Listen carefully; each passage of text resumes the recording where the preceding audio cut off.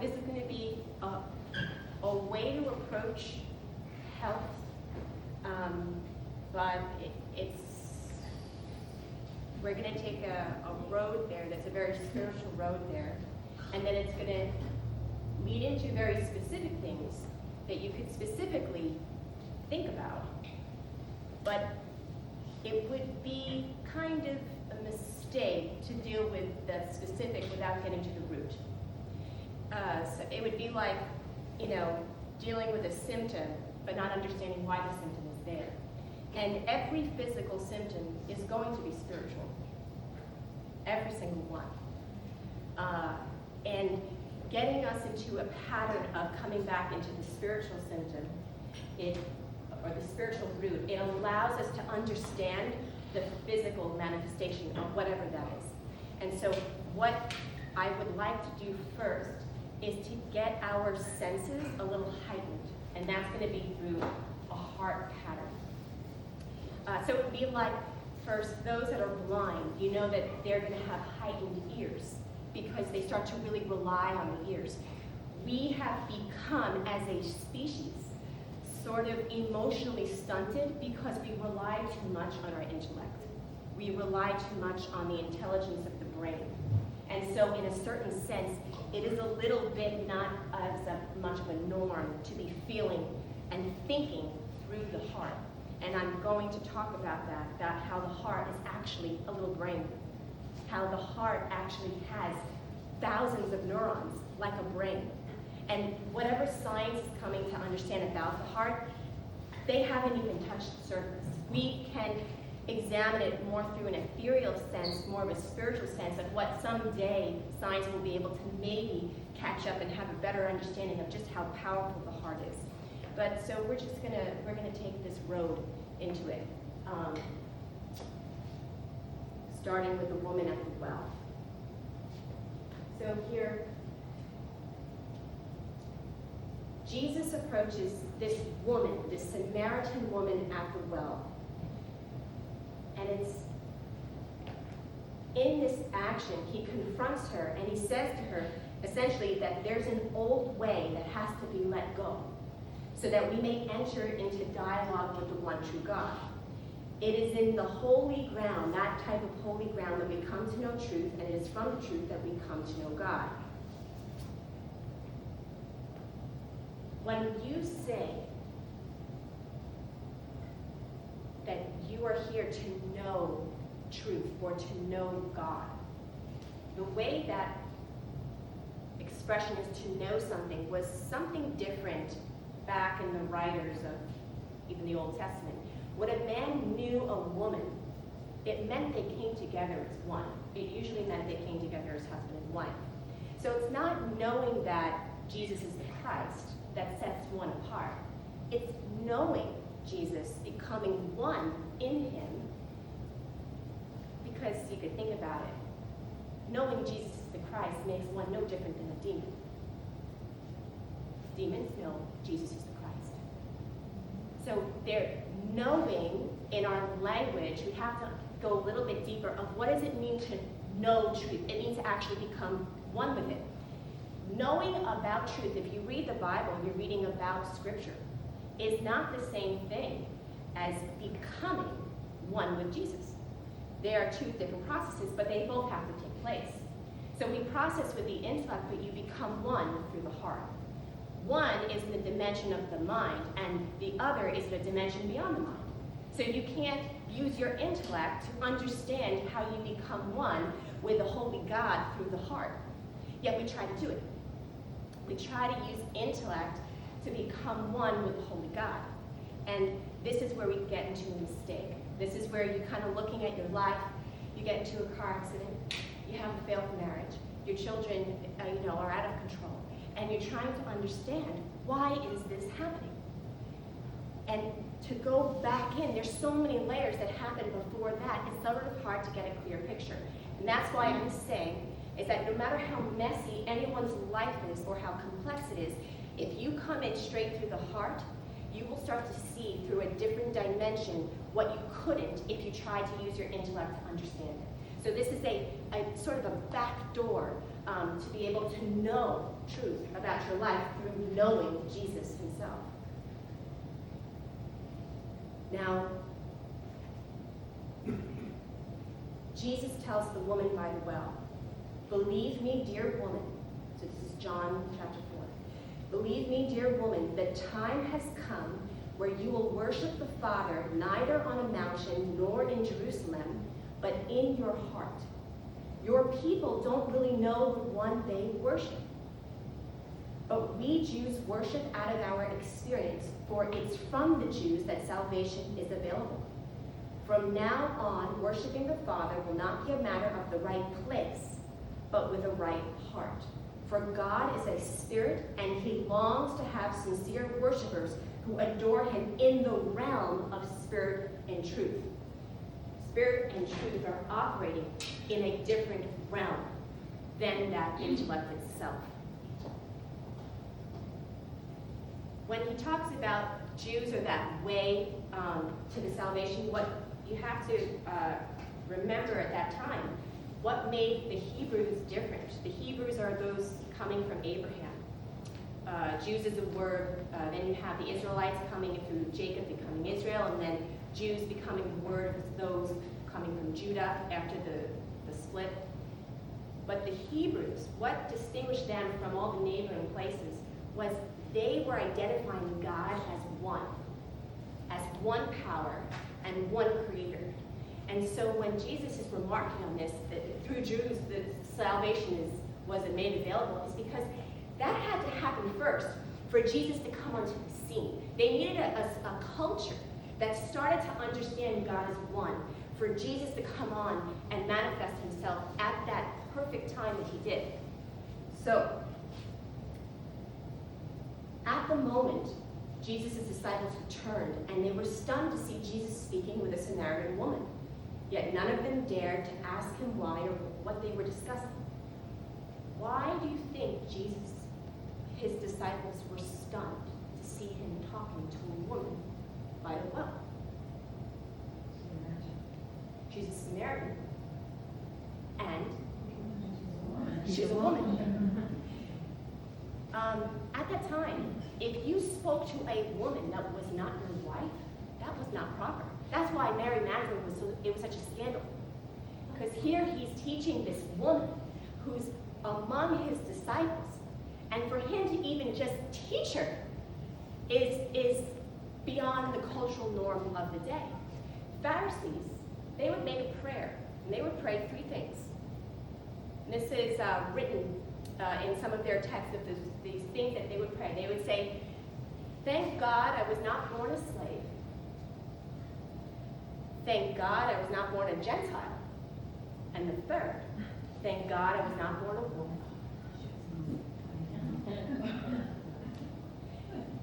If you find yourself surrounded by concepts that sound like Pharisees, it should be, you should wait. You have body. It comes to a place of remembering who you are as a soul, created by a God that is beyond any distinction, a God who is one in everything and who we're meant to be one in. Now, we have the pleasure of having our character be as it plays out, meaning I'm a mother. I have the awesome gift to be able to nurture my kids in a way that's in my instincts to do. But that does not devalue anyone based on what gender you are. There's two, but there is two. But even for someone who's confused and comes to you and thinks there's many, there is a paradox of what a Christian, there is a paradox of what someone who knows Jesus and is just going to take his message to heart, because you knowing him puts you in a very tricky position of then how you engage with the world without judgment. Because it's one thing to act in that way of love, and there's always a way forward. But there's a very fine line where something becomes judgment, and the only way you can know if you crossed it is through the heart. And so if you don't even have a relationship in your heart, if you don't know what it is to sit with the Lord with nothing playing, where you're sitting and you say, God, I'm here, I'm right here. Blast that spotlight into my soul and tell me what I am hiding from. If that is not a continual practice in your life, you won't be able to tell when you just took on a Pharisee-like way of life. It will seep in so fast. No one is protected from becoming a Pharisee. That is possible, whether you're a Christian or you're a Jew. So they were stunned. They see Jesus talking to this woman, and he is going to talk to many. He's going to talk to all. He's going to talk to the slaves. He's going to talk to the lepers.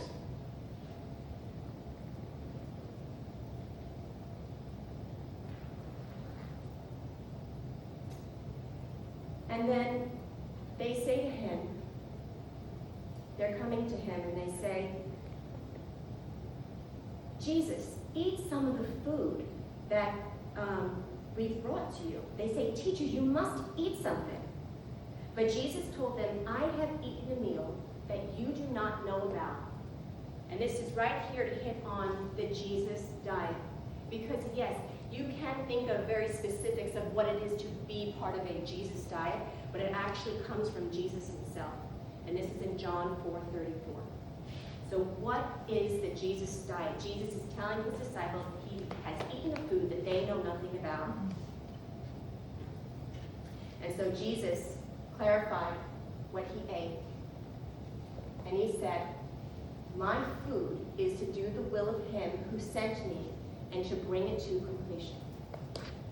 Imagine you sit down to eat a food, or how about before you stare in the refrigerator, or before that you think to yourself, where do I want to go to eat today? What restaurant? Or whatever your meal choices are.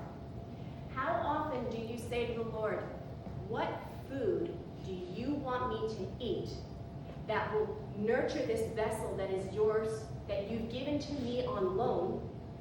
What is it that you want me to do? But how about go back before that? Wake up in the morning and say, God, what do you want me to do today? What is your will for me to do today? That is the question that you have to ask yourself in every single thing you do. It's, God, what is your will for me? Because that's the food that Jesus ate. And that's the food that we must eat. And it is very easy to forget how to eat that food. And so what happens is we're eating other food. And we're sustaining the body enough.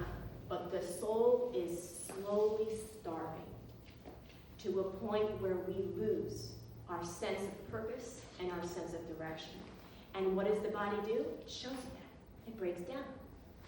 It accumulates things in places you don't want, and it loses things that should be there where, where it should be. It starts to break down because of the soul reason on the inside.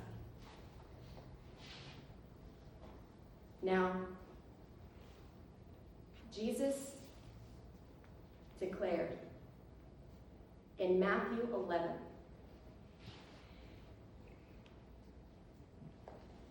I thank you, Father, Lord of heaven and earth, that you have hidden things from the wise and understanding and revealed them to little children.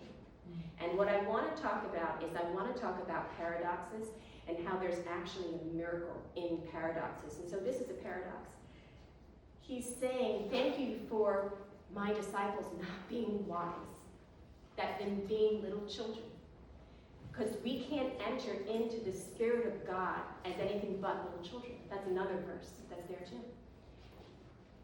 So our wisdom, our intellect in many ways can stunt us from walking in and having that direct food with God every single day, because we can't do the will of the Father if we don't enter into that relationship as a little child. And so if you don't enter into the relationship as a little child, you're not feeling you're not receiving the fullness of his will in a way for you to receive. and you won't know the difference.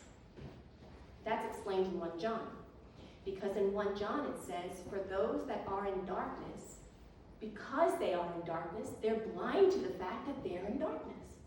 Isn't that a tragedy? They're in darkness, and what they need most is the light. But because in their darkness, they don't even know they're in it. And so they think they're walking in a way that is truth. But they're using their intellect, they're using their wisdom, and because they're using their brain as the primary direction rudder of their boat instead of the heart, they think they're going somewhere, but they're going in circles. Because the mind doesn't operate in truth. The mind actually operates in zeros and ones. The mind is actually the tree of the knowledge of good and evil, in a sense that when we bit of that tree, it made us become hyper-focused on this or that, good or evil, 0 or 1. That is what the mind is good at. And a mind that is serving the heart is a great asset. The same way that your computer, laptop is a great asset to you, the same way your phone is a great asset. But a phone that's taking control of you, now it's your prisoner. And that's essentially what's happening here. Is our mind, we are in prison. Jesus has opened the way, but we're in darkness and we don't even know that we're sitting inside of a jail cell in the soul. So here, Jesus is saying to this woman, we're going to need to worship God in a different way. My food is to do the will of the Father. And then he continues and he says, if you receive as little children, which he's saying to his children, to his disciples that he did, all things have been handed over to me. So Jesus is saying, all things have been handed over to me by my Father, and no one knows the Son except the Father, and no one knows the Father except the Son, and anyone to whom the Son chooses to reveal him. So here we have the other purpose of Jesus, is to reveal the Father to us. So Jesus came here to do the will of his Father and to see it to completion, and then to reveal the nature of God himself to us. But we can't receive it unless we receive it as little children. And so you don't need to be a Bible scholar to have this relationship with God. In fact, the more simple of a life you live, probably you already have a more natural tendency to have this type of relationship. In one of the Beatitudes, which the Beatitudes, they're ways of having blessings. One of them says, blessed are the meek, for they shall inherit the earth. Now that word meek in Greek, I didn't plan to talk about this, but that word meek, let's see if I have it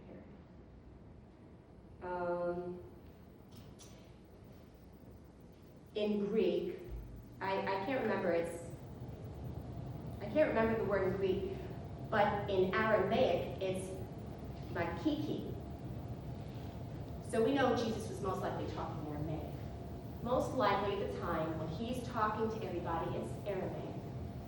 And so this word makiki is the word that when they were writing in Greek, they gave the Greek translation of the word.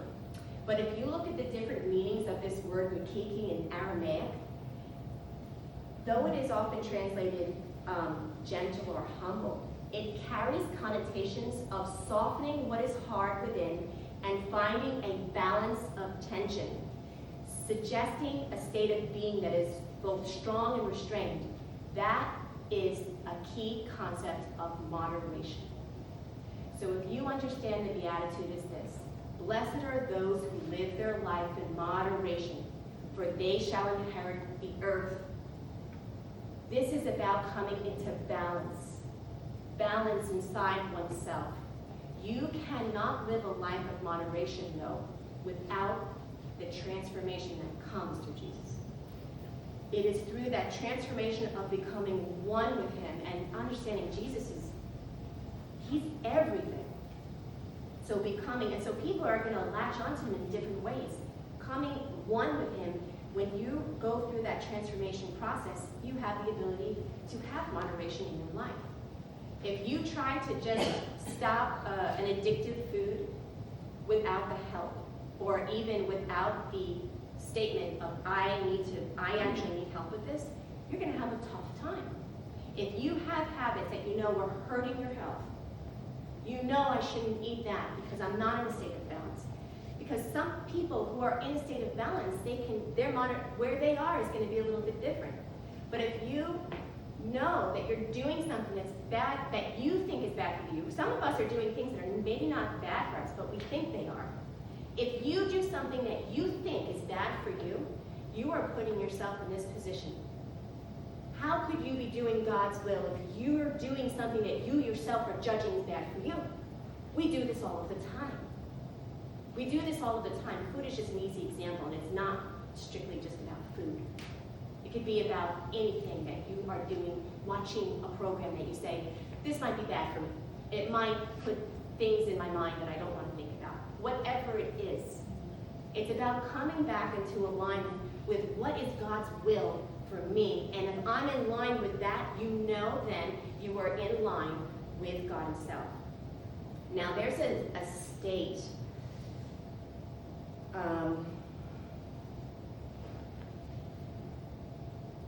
that God is in every moment, in his omnipotence, in his omniscience, in his omnipresence. There's a state, and I just want to take a word.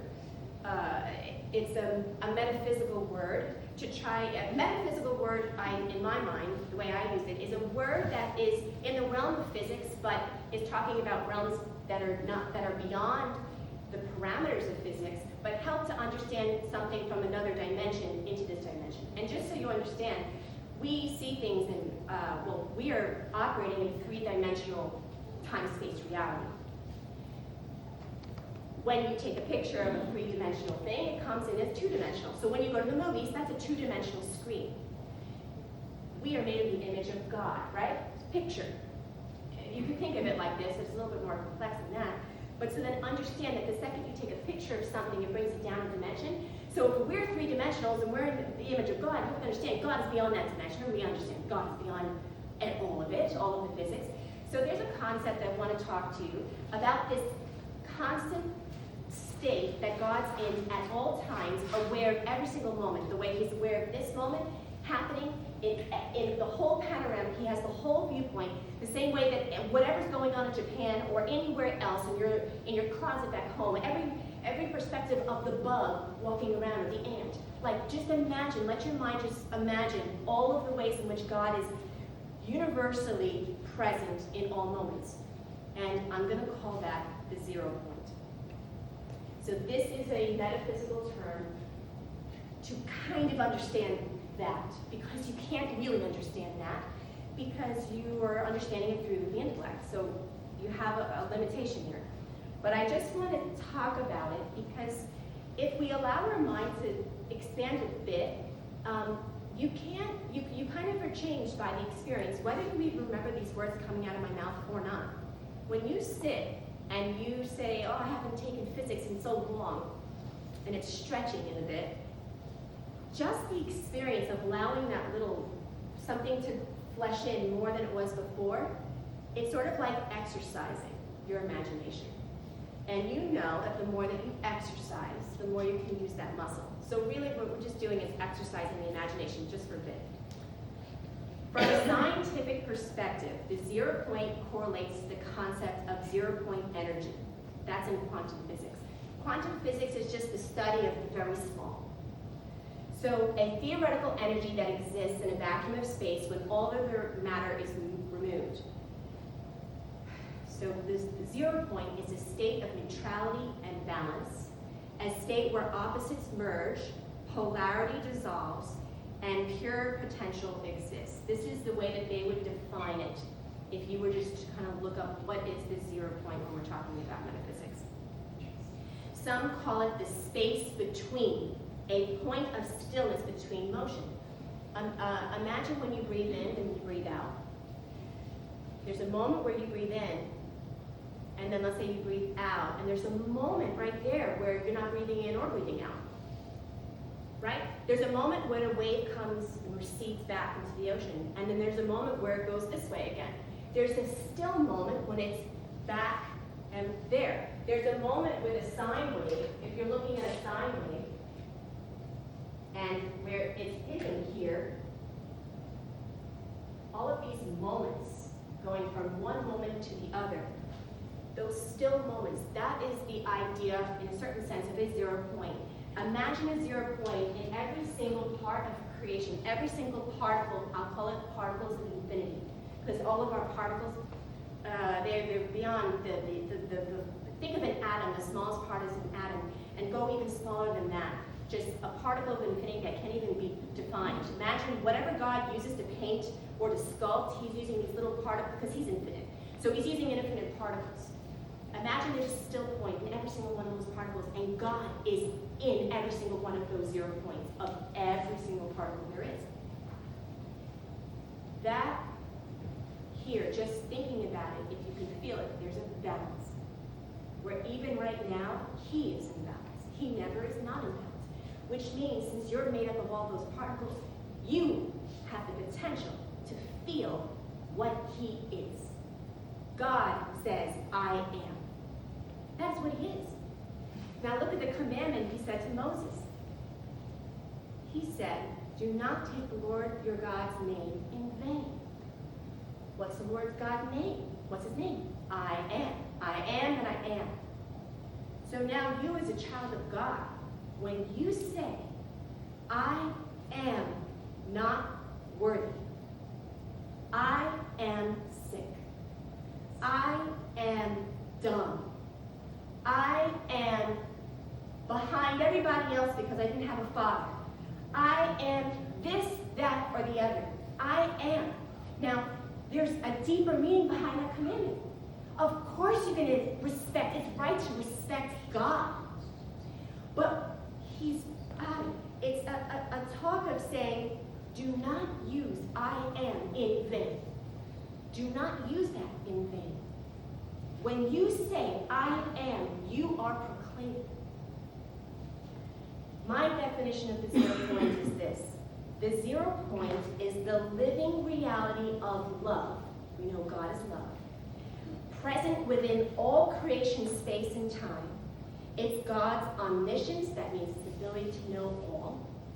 His omnipresence is his ability to be all, while simultaneously a function of his omnipotence, his ability to do all. It is the place in which love is, love creates, love reigns, and love unites all life. While everything else fades away, love remains. God's covenant with us defines our unique signature to our 0 point. He knew you in the womb. Before I formed you in the womb, I knew you.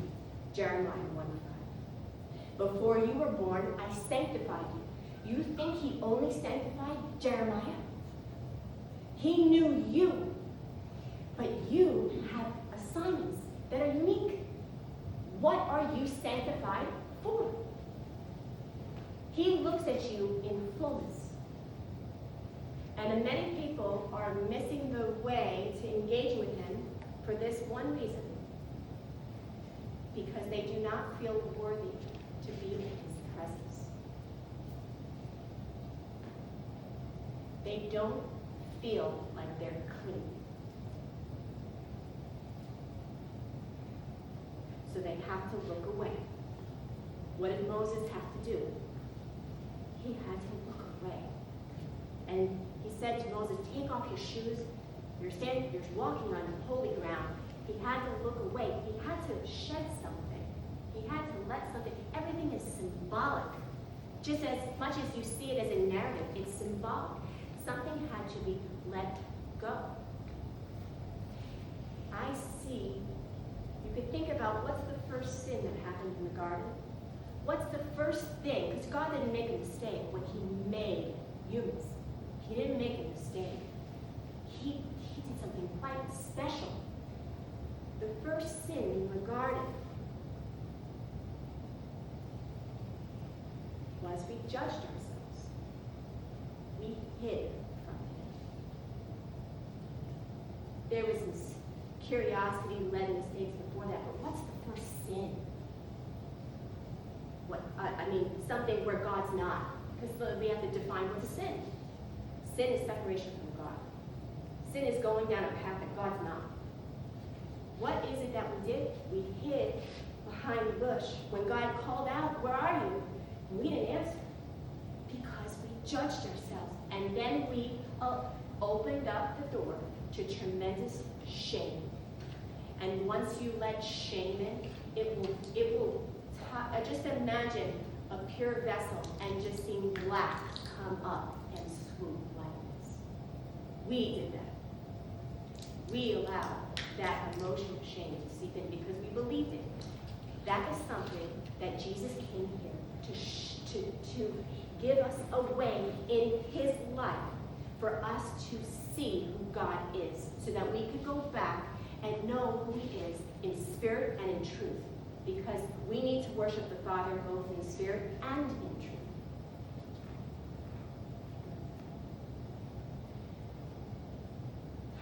So, I want to talk about the miracle of the paradox, because when you read the Bible, if you look out for this, you will actually see there's tremendous paradox.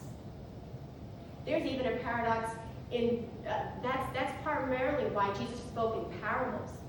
He said, I speak in parables. I don't remember which, I think it's in Mark, I could be wrong. I speak in parables so that those who cannot perceive these things won't understand them and won't be forgiven. Isn't that a paradox? Isn't it God's heart that all come to him? So it's a paradox. And so anytime you walk into a paradox, it's because you're actually seeing something that's going to end the duality of that very thing. And this is not easy to put your mind around, because remember, the mind can only operate in duality. Paradox challenges the intellect. It screws with its the centers that are processing information, and it goes, whoa, it trips it up for a second. So you actually get a moment of understanding unity in a world of seeming duality, because we're processing it through a dualistic function of the brain.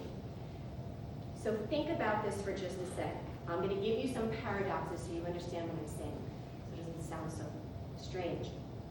By giving, you receive. That's a paradox. By releasing, you attain. Paradox. By forgiving, you're forgiven. By doing nothing, all is done. By surrendering, all is conquered. By dying, you are reborn. The miracle of paradoxes, and this is where the judgment paradox comes in, because it is not right to live a life in darkness. But in the same token, it's also not right to judge where you're out of your lane. You have to stay in your lane. Only God can really see with full vantage point. And to those that he wants to give a clear picture, or that's where you are to have a certain clear picture, it will be there. But I tell you, someone coming very close to God, you will see they're set apart by how they love those where others would judge them. This is sort of the litmus test. It's the love that's the defining feature. Too much are we holding on judgment for things we do not understand. We have to allow ourselves to be defined by what we are, and we have to resist going into a lane that is not ours to go into. And so, just you, by living a life of righteousness in love, is so contagious. It brings people together. And so here's the other telltale feature. If what you're doing unites people in unity that's of truth, that's another telltale sign that whatever spirit you're entertaining is the Holy Ghost. Because God is always going to unify in a way through love. And so I'm saying something simplistic, and we can get into the weeds where you can say, well, how do you unify this? Some weeds you're not meant to walk through. And so for some, if you're going to be meant to walk through some weeds, I am telling you, because that is what he says, he will give you the strength to walk through any weeds that you are in. But sometimes we're not meant to, as onlookers, we're not meant to understand that. We have to just thank the Lord that wasn't what we had to bear, and you pray love and comfort to that person. Sometimes we are too judgmental of what we don't understand, and we lose our way. And you lose the sensitivity because you're living in the mind, and your heart becomes enclosed in a farce.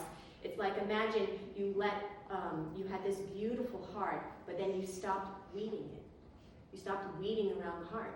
It's just going to become overgrown, and to a point where you're not even going to appreciate its beauty anymore. And so then what do? You're bored because you're not satisfied in your life, and so then you eat for your pleasure. You don't know how to have pleasure through the heart anymore. This is the beginning path of not weeding out things in the heart when things come up.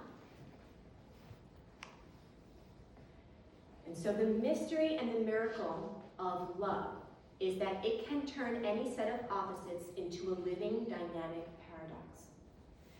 For example, an illness in the body can bring healing to your soul. Or financial loss could become the catalyst for new life and new vision. And so I want to talk about a deeper definition of love. Oh, but before I say that, just for the math, if I said, how many numbers exist between 0 and 1? How many numbers exist between the number 0 and the number 1? Infinite, right? But you say, oh, but it should just, that's 1 foot. Do you know that it's both infinite and it's 1 foot? Or 1 meter, whatever? Because this is how God goes so small. Cut that in half, cut that in half, cut that in half, cut that in half. We are so primarily infinite. If someone asked you, who are you? There's actually one simple answer that's true for all of us. Regardless of who you're talking to, regardless of what they believe, there's one answer that unifies every single one of us. And that answer is, I am love. So if you need to ask yourself, who are you? Your husband just left you, who are you? Are you broken? Are you going to use the great I am and say I'm broken? Or are you going to know what's true? I am love. That is one definition that's true for you and it's true for all. I am love. The question is, what's going to be your roadmap to actually believing it and to doing what you came here to do? Because there is a covenant between you and the Lord of what you are supposed to do in this life. Some of us are going to be a hand, and some of us are going to be a foot, and some of us are going to be a knee, and some of us are going to be an ear, and some of us are going to just be that little freckle. It doesn't matter. We are all a piece to a puzzle, and no one can replace you as the piece. If that piece is not there in the puzzle is incomplete. That is the reconciliation that Paul is talking about in 1 Corinthians 15 when he says, all in all will be reconciled upon the Lord. And what's the last of all? Death. All in all, will be the last to be conquered. And then he talks about it in 2 Thessalonians and talking about this one that assumes the throne room. I don't know if I wrote about it, but this one which you might think is a Satan or something that's assuming the throne room, that came into the throne room. The one that came into the throne, because where's the throne? Remember, Jesus said, don't go looking for a temple. If they say, go to this place, don't go there. The temple is in you. The temple is within you. So who should be in that throne room? In you, should be you. But who goes and usurps your position or subverts that position that should be you in the throne room? Your ego. Your false sense of self that says, I'm 56, I'm 26, and I'm all these things. I'm the product of 6 failed marriages, I can't keep a job, I can't do this, I got abused from this, I can't not eat these foods that I know are bad for me every day. I'm all this, I'm inadequate, I'm a terrible father, I'm a terrible mother, I can't, whatever it is. That tries to sit in the throne room. That is not who you are. So that's what to say. This is an exercise to say in the mirror. When you look in the mirror, you say, I am love. God, tell me what to do. Tell me what's your will for the love that I am that you created. How do I know I'm loved? Because God is love. And I came from a God who is love, and God who is love can only make love. So what am I to do with the love that I am? And I have to come right before the Father, and I have to believe that what Jesus did was enough for me to return to my original state, which is love. If you were an alcoholic and you keep identifying as one, well, you're holding yourself back from that measure that you refuse who you are. You cannot know that measure of God. That amount that you restrict yourself of who you are is the amount that who God is will be restricted to you by that measure. By the measure that you judge, so will you be judged. So how do you judge yourself? And if it's not love, you're going to have a problem. You will not be able to be made manifest by the light of God. So let's talk about what it means to be loved. There is a very special connection happening with love. Love is actually the ultimate paradox. And to see it, we're going to think of how love functions. Did you ever see a movie? One comes to mind, it's called Freaky Friday. Is there another movie like that movie? Like 1,000 movies like that. 1,000 movies like that movie? I could only think of that movie. So the premise is that the mother and the daughter have to swap. All right. Imagine every single particle and the way that it interacts with every other particle is that when it comes to contact with another particle, one goes into the other and the other goes into that one. So imagine this is particle A and this is particle B. And I'm talking about this on a micro level. We can understand this at a macro level, but I want us to get really small about the way in which all of these particles here are operating. Even think of electrons, going around atoms. You know that so far we understand that the smallest particles that they have called, well, we have atoms, but then we have subatomic particles, which this is just going to expand as science gets, as consciousness is able to expand. And just so you understand what I mean by that, the math can't be revealed to someone that doesn't believe in the number 0. There was a time where the Greeks, they didn't believe that there was such a thing as the number 0. And so because they didn't believe in the number 0, they could not understand the next step to taking mathematics to the next place. Albert Einstein, why he is so critical to our advancement as being the United States is because he understood the relationship between energy, mass, and the speed of light. And because he was able to bring these ideas together, we could then innovation was able to spring forth from that. So that's what I mean when I say on a mass consciousness level. You ever see, before technology even was, how there would be people on one side of the earth knowing an invention that happened at the same time on the other side? I forget what that's called. And even Freud had a word for this archetype where there were certain things that were happening where no one knew that this was happening in both, but they were kind of experiencing the same type of development in the mind. I can't remember the name. That's because we're one spirit. And so what happens in one spirit is felt by those receptive to the Spirit. What Jesus did on the cross, this is a question I ask. What is it that Jesus, what did you do on the cross? What was it that you did? What was it? Because,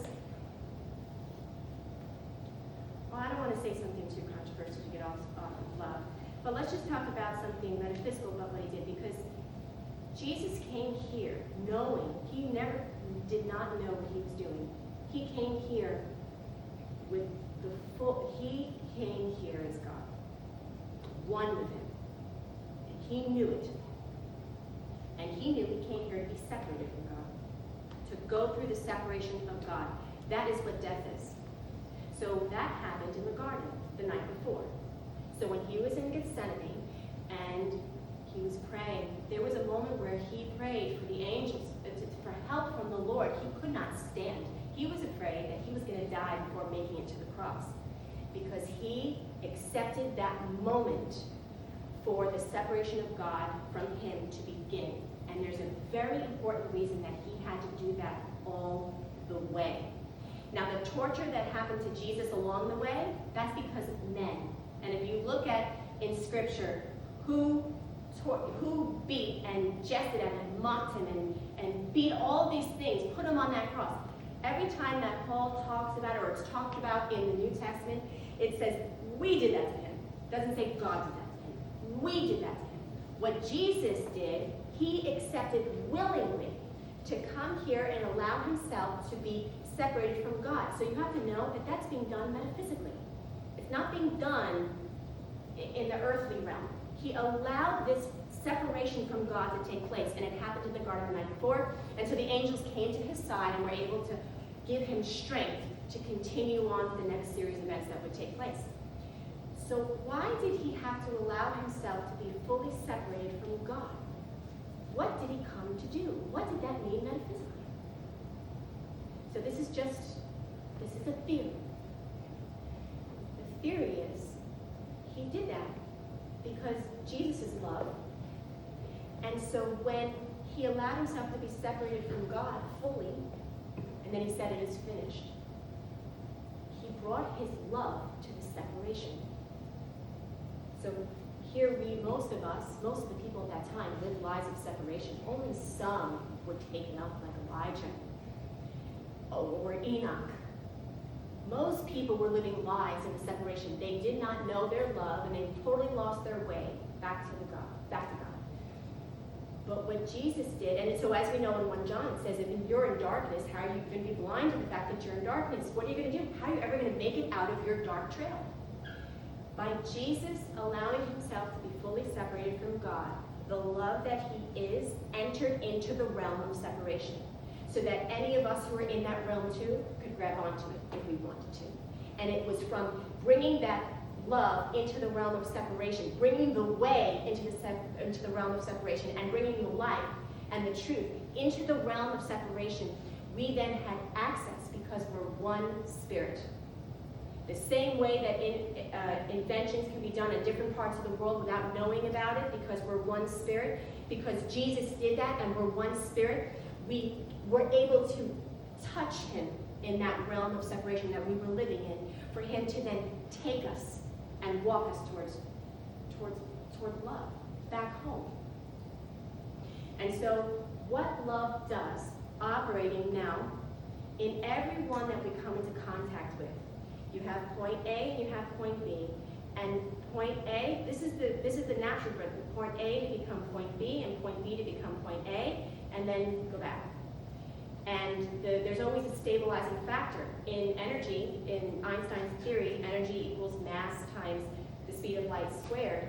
The stabilizing factor is the speed of light. Oftentimes, light is the stabilizing factor. And so you have energy being transferred into mass back and forth, back and forth. So in us, and let's just take it and let's get a little messy. Think about a person right now that rubs you the wrong way, that you come into constant conflict with that person. It could be an employer, it could be a family member, it could be, but I'll tell you this, don't pick someone that you don't know in the flesh. Like, don't pick Joe Biden. Don't. Because the version of Joe Biden is going to be so far off from Joe Biden. You gotta know. Just pick someone that actually matters to you in a more sincere way. And think about, this is how you know if it's the person you can't pray for, it's definitely that person. But even if it's the person you're praying for and you're saying, why can't they be different? Okay, it's that person. Pick that person. The reason why you're having such struggle is because what we do as love beings, as beings of love, is this is our natural function, to find unity with one another. for one to become the other. And I'm going to give you a strategy to come into alignment with that. It's going to help you, maybe. So, ask yourself 2 questions. And this is what's going to help you sort of open up so you can allow. The reason why this is happening, by the way, is actually to set you free. If you didn't have this happening, then that would be, the electricity it's working fine. There's nothing hitting the circuit. Love knows what to do when it's in homeostasis. So the reason why this person and you are butting heads is because there's something not in homeostasis, and it's in both of you. What you need to do is you have to ask yourself 2 questions. I shouldn't say it's really in both of you per se, because you don't know, the other person might be fine. One question is, how is that person me? What about that person is me? What feature of that person is your feature too? It could both be positive or negative. That person could be a nitpicker, and so could you. So that would be one feature where, what part of that person is me? And the second question is, what part of me is that person? And if you just ask yourself these 2 questions, it might sound a little bit weird, you're going to see where you are on common ground, and you're going to understand why you're so attracted to each other. And then you're going to see, well, is this attraction in spin with the Lord? Or is this attraction based on the things that we are not? Is this attraction based on the things which we are? Or is it based on what we are not? And just by that exercise of seeing what about that person is actually you, you start to do that Freaky Friday thing, where the mother becomes the daughter and the daughter becomes the mother. You really start to realize this, and this is a very healthy attitude to have about any person. Any person you can think of, you might not believe it, but I'm telling you this is true. They're doing the best they can. Any person you could think of, they are doing the best they can with the cards that they have in front of them and the consciousness level that they are at and where they are in their walk with the Lord. They are doing the best that they can, because if they could do better, they would do it if they could. Now you might say, well, that person's lazy, and they look at the thing, they're making those choices to do that. You do not understand what it is to be that person. You do not understand what it is to be plagued with things that talk into that person's mind that don't talk into your mind. We can never get ourselves into the trap of trying to make sense of something when we lose who we are. If you lose the love that you are, know this, that your vantage point is gone. And so you might have all the reasons in the world, and in court it might hold up, but we're not meant to be in the worldly courts. We're meant to be in different courts. And you can't go in those courts unless you are the love that you are. So this is just something to help you come back into sync with the rhythm that God has with love particles, constantly experiencing life with love particles. Could you imagine what life would be like if we didn't have to pay for energy? So think about it. Right now, life is experienced as scarcity because energy is scarce. Do you know that there will be a day, believe this in my heart, where they will figure out how to tap into energy in a way that is not scarce anymore, and you don't have to depend on this country and this country? Could you imagine what this world would look like if we came to that principle of understanding how to tap into magnetism? And I say magnetism for a reason, because actually, most of everybody in this room is empty space.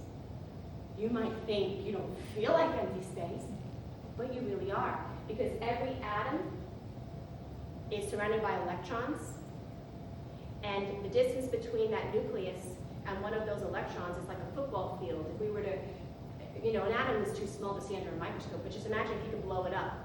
The distance between that nucleus and the electron going around it is the distance of a football field. So the diameter is actually 2 football fields. So now shrink it down to the, subatomic, lens. We're mostly empty space, all of us. And you know what? You can't do to empty space, you can't push it. And you can't manipulate it. So everything that we know about energy is things that are being manipulated through thermal energy and such. That's not going to be the future. The future is going to be magnetism, because you know what does get affected, that it does change things through empty space? Magnetism. So just imagine how society is going to change once energy is no longer scarce. I want you to think about that fundamental change in society. How, yeah, it would be fundamentally different if we didn't have to pay for energy. We don't have to fight with Russia. We don't have to fight with Iran. You know, what would that look like? I'm telling you that that paradigm shift is available to us at the individual level. You just have to see what it is that you think is scarce in your soul. Once you identify this way, the scarce way, that any scarce condition, if for you, maybe it's finances, or it's relationships, or it's health. What are you living out of scarcity in your soul? And then understand that your whole life will change when that concept changes for you.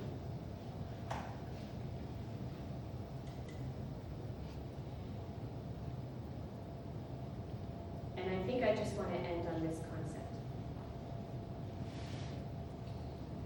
The part about the food is tomorrow.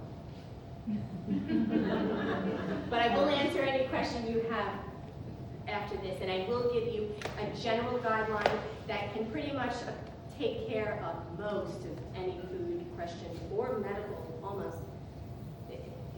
We'll see. Does anyone know what that is? I don't know what's called, but it shows the infinity of values. Some kind of algebraic formula that they find out, and it just goes on. Is it NG? What is it? ND, that's what it looks like. NZ? ND, like the dimension after, Oh. like the last, Well, I'll tell you, it'll take you forever. It'll go on forever.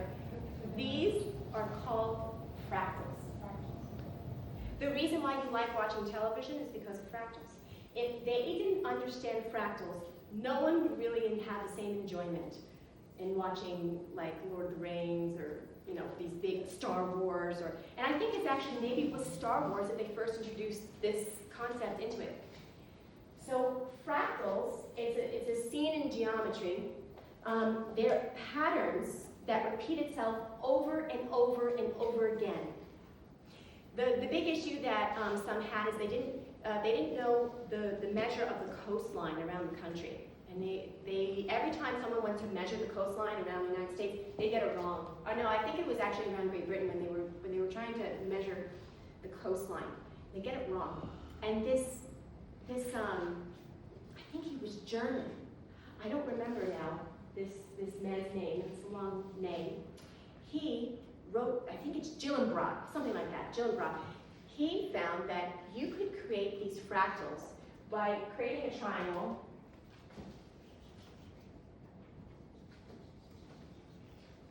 And so let's say you were to create a triangle like this. And then here, let's say you go like that and like that at every center point. So imagine I found the center point to everyone. Now I'm going to find the center point of this leg. I go like that, like that, like that. And then I'm going to keep going. Okay? Then I'm going to keep going. Then I'm going to keep going. Then I'm going to keep going. Okay? You keep going on and on forever. Now imagine you could take a computer and do it. So this is just one way of finding a fractal. There's other ways of doing fractals. And so imagine you take a computer and you do it over and over and over again, this self-similarity. And the computer can really flesh this out quite nicely. They found that it matches up almost perfectly with any coastline. Anything in nature that you have to understand its perimeter, it matches up nicely. And these fractals, they're in nature. And you'll see how we're actually all kind of one big fractal. So this image on the right is inside of the lung. This is the lung. And that right there, that's looking up at the sky through the trees. This pattern, the pattern of God is in us. We were actually part of it. Fractals look the same both in the micro as they do at the macro. In the very small, it's the same as the very big. Here, you could look at the cardiovascular system, all the system of the branches. It's like the same network, the way that trees grow. The same concept even. How the cardiovascular system delivers blood from the heart to the muscles and the arteries, and then returns the blood from the muscle back to the heart and the veins. And imagine how nutrients come up through the roots of the soil, come in through the stem and out through the leaves, even in the brain. So those are neurons, neuron cells. So the brain neuron axons, those are the branches, they reach out to make connections with the dendrites of other neurons. So this is the way they're constantly talking. And when a branch of one neuron connects to a dendrite of another, it forms a connection. So consider the impact of building brain connections alongside God's will. Seeing how God's will creates the galaxies, and how that same thing is happening. It's a self-similar connection. You call it self-similarity. How one that's happening here is built the same way that it's happening way out there in the macro. Then you can consider this with your human behavior. Our behavior is a pattern. Fractals are embedded in our lives.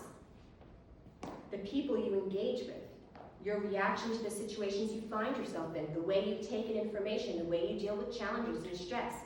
These are all behavioral patterns. Once you become familiar and aware of fractals, you will start to notice how these fractals could represent your behavior scenarios. The most grounding person that you can think of, usually, no matter what life throws at them, they know God. Not know about him. They have a relationship with him. And they say, no matter what, he's mine and I'm yours. They know. That is the question to ask yourself, is, has he become my ground?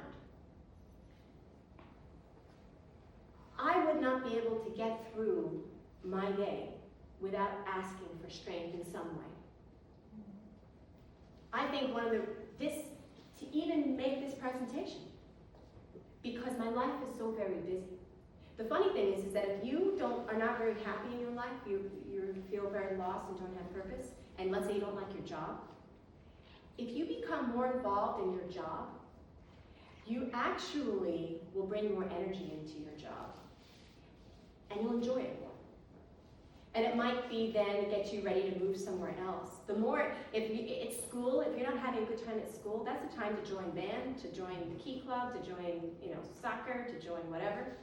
Because there's something about putting so many other particles around you with the center points that all point back to God, that the rhythm of it takes you, and you just go with the river. But if you find yourself becoming more detached from society, you don't really talk to friends too much. You just you really just may be engaging with technology, and it's not peaceful though. And maybe you don't have enough things to do. You will lose the spirit. You will lose the will. You'll lose the energy to get up and to even care whether you have God's will or not. So there's a balance. You don't want to do too much where you're just doing it because you don't know how to be silent. You don't know how to sit still. And you don't want to underdo it where you're just kind of lifeless now, like a bag of potato chips, which are really lifeless because they have seed oils. Right? They have seed oils, and they're dehydrated, and there's no water content, and there's no fiber. Okay, so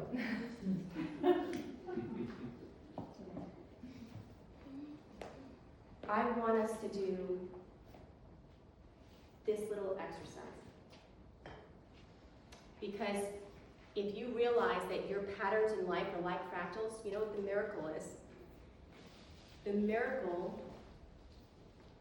is first seeing them. That's a miracle. Because if you're in darkness and now the light's there, that's a miracle. And then the miracle is in the transformation, to transform you into the fractals of God. To transform you on the rock, so that every fractal that starts happening outside of you is coming from solid ground, the rock. Not the word that he called Peter, but the word that Jesus said that he's going to build his church on the rock. It's the foundation. That is love himself. That's the rock. And so then you know then that there's these repeating patterns coming out of you all the time. And the self-similarities come out of you all the time. That if you have lung cancer, all the cells in your body will start to recreate and start matching the transformation, not the disease. This is how every single ailment, maybe it's in the stomach, every single ailment can turn around, is coming into alignment with, first, the rock.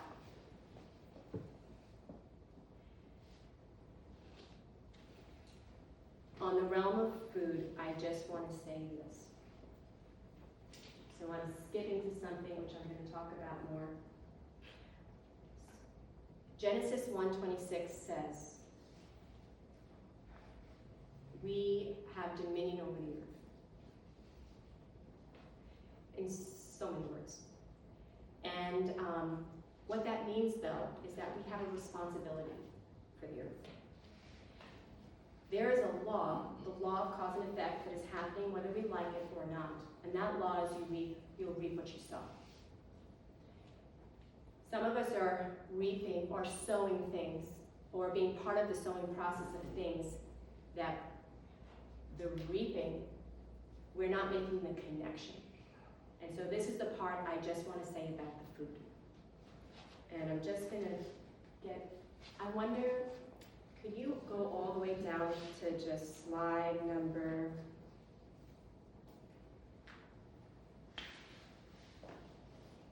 31.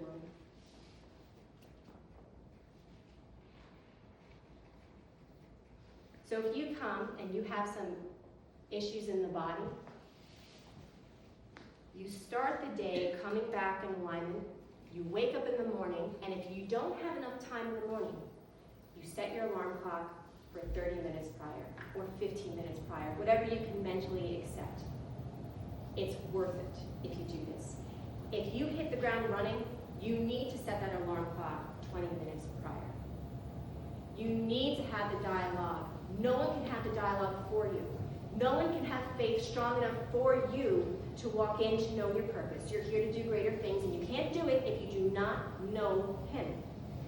So you wake up in the morning, you say, Lord, what is the will? Your will for me today, I surrender to you in my heart.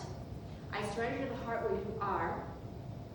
And shine the light on me. Let me know anything that I now need to know. And He's going to do it gracefully. He's not going to show it to you all at once.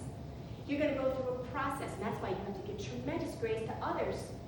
Some people are so negative to you, but they're so positive compared to where they came from.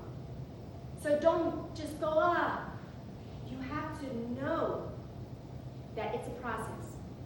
So then you say, so Lord, I want to honor this temple by doing what's good for it. It is a good thing to eat foods that are not just good for the soul, but good for the heart.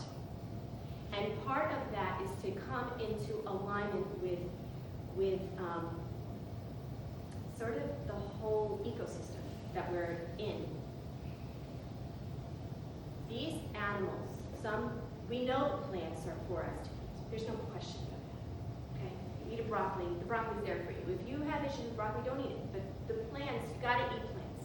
You have to have plants in your diet in some way.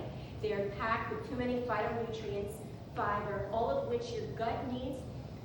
You need to have plants in your diet. But when it comes to the meats, understand that they are giving their life for you to have it. And this is the way it is now for those that are eating the meats. And it is important to consider where you get them from. And if you don't consider where you get them from, you say, I don't want to know, you're still going to reap what was sowed in some way.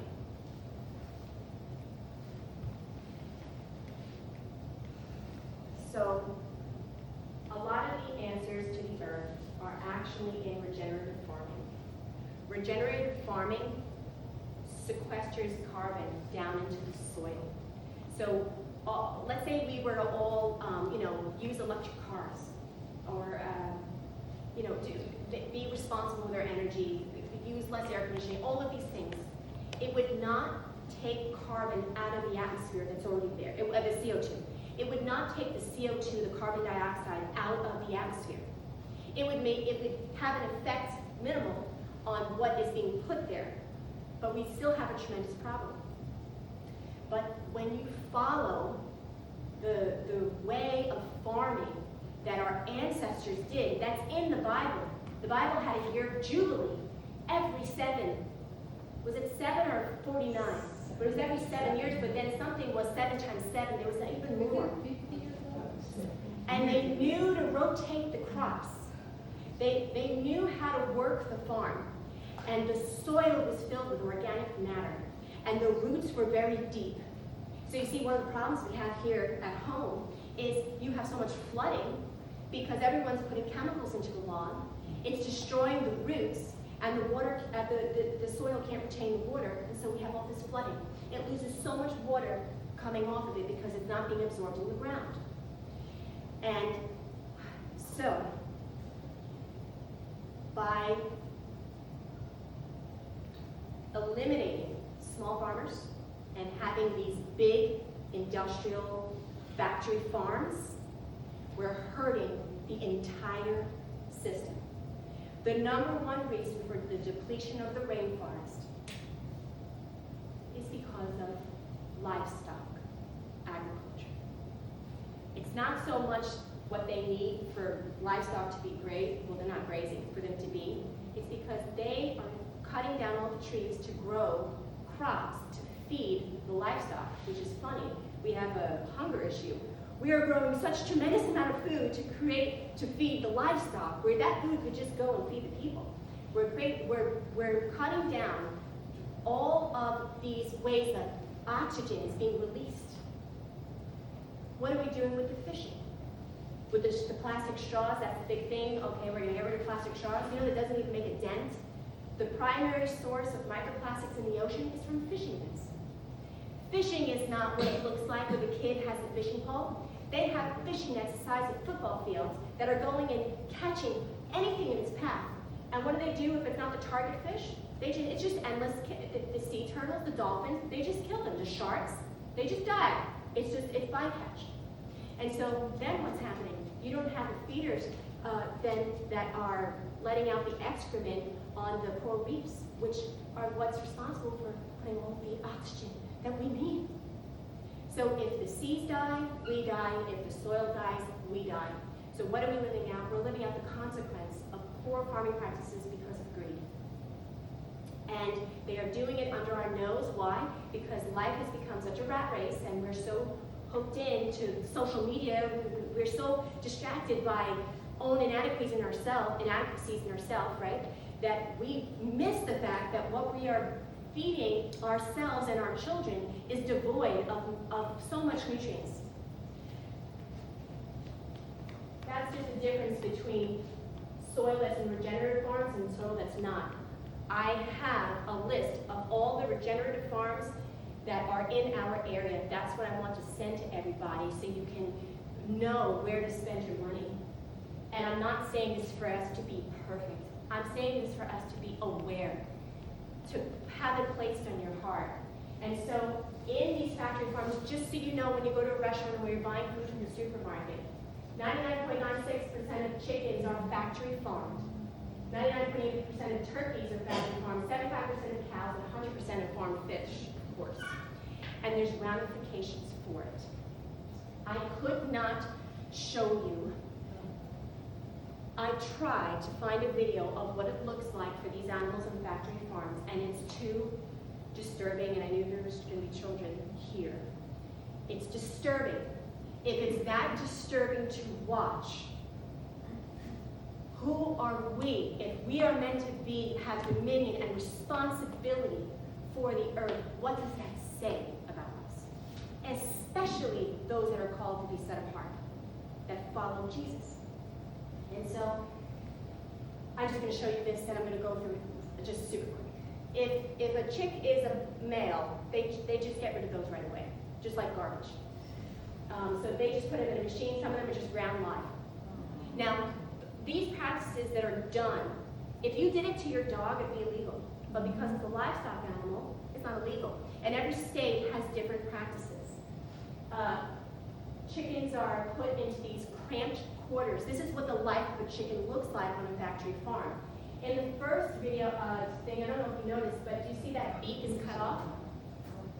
The beak is cut off. It's done very young. And by the way, the beak is one of their, it's like the tail. It has so many senses. So there's the way that they communicate with each other. Chickens, you know that they're empathetic. When a mother chicken sees and hears her babies in distress, she shares their emotional state and becomes depressed too. Chickens touch, they taste, they determine temperature through their beaks, and they snip those beaks off because of the high stress environment that they're living in. They'll start to peck at each other, or they'll peck at their own feathers. That's why they will clip it off. Oftentimes, leg hens, they're commonly housed in these battery cages, and it typically holds 5 to 10 birds. They lose their feathers, their bodies will become covered with bruises and abrasions, and most of them then just kind of collapse. More antibiotics are being given to livestock animals than humans. And it's not just because of the disease that's rampant in these close quarters, it's also because they will get fatter faster if you give antibiotics. Pigs. Did you know that they're ranked as the 5th most intelligent animals? 5th. That surpasses even young children in cognitive tasks.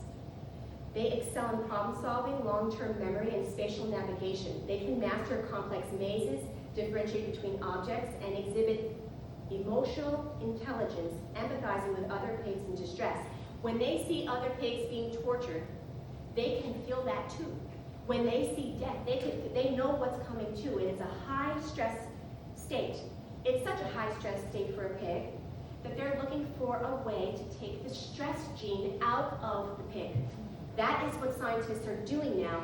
How to take the stress gene out so that they can have them even more in such an environment that is cruel. It's already cruel. And so that's not the way a pig looks like in a factory farm. This is a pig not in a factory farm. This is the way your pigs are going to look like in factory farms. The other problem with the pigs, so when the pigs, because they're in such close quarters,